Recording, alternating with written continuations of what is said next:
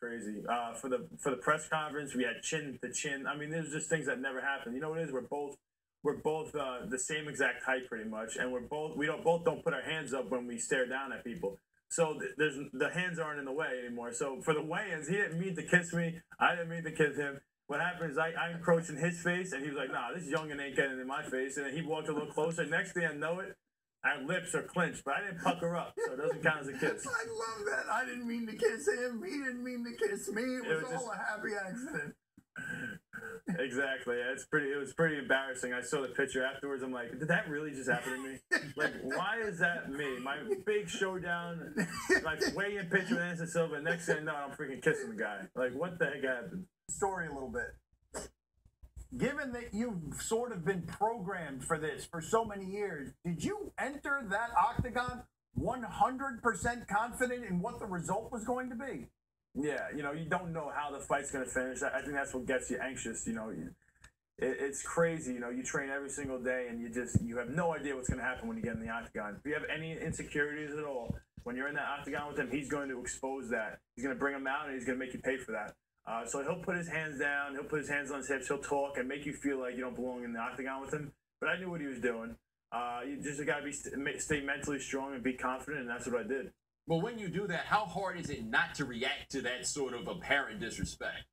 Like, listen, I was prepared for it, but I did react. I was like, are you kidding me? You doing this to me? Are you joking me?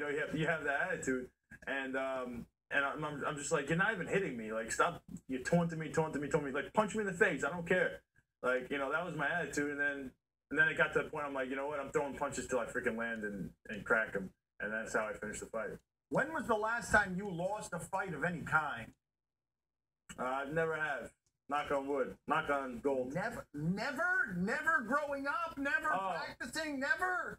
Oh, you know what? Actually, I don't think in sparring, that I might have lost a round or two, but very rarely, man. I try to win every single freaking round of every sparring session. I don't care who I'm going against. I'm very competitive, and I know that translates to when you're actually in the octagon performing. So that's kind of where my mindset was.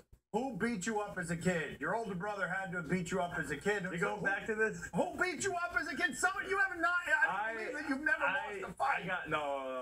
I got my butt kicked my whole life growing up. I was the little brother to the toughest kid in the neighborhood who was just a badass who made sure his little brother got beat up by him and his friends.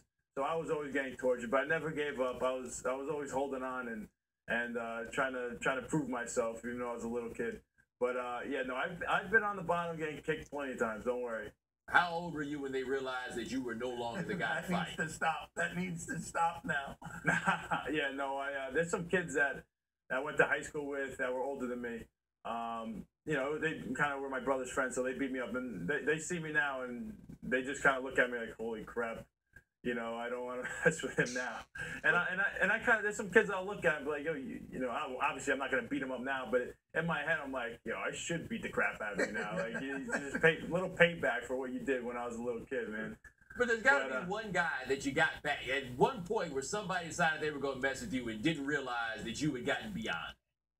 Well, coming up, when you can look at me, I'm a normal looking guy. I don't look intimidating at all. I don't even have bad cauliflower ear. I wrestled my whole life. So, I get, people bump into me. I get disrespected by the mechanics. If you walk into a mechanic shop, you get a car fixed. If you look intimidating, it goes a long way. They're not gonna disrespect you. They're not gonna try to take advantage of you. Me, they're just pissing all over me.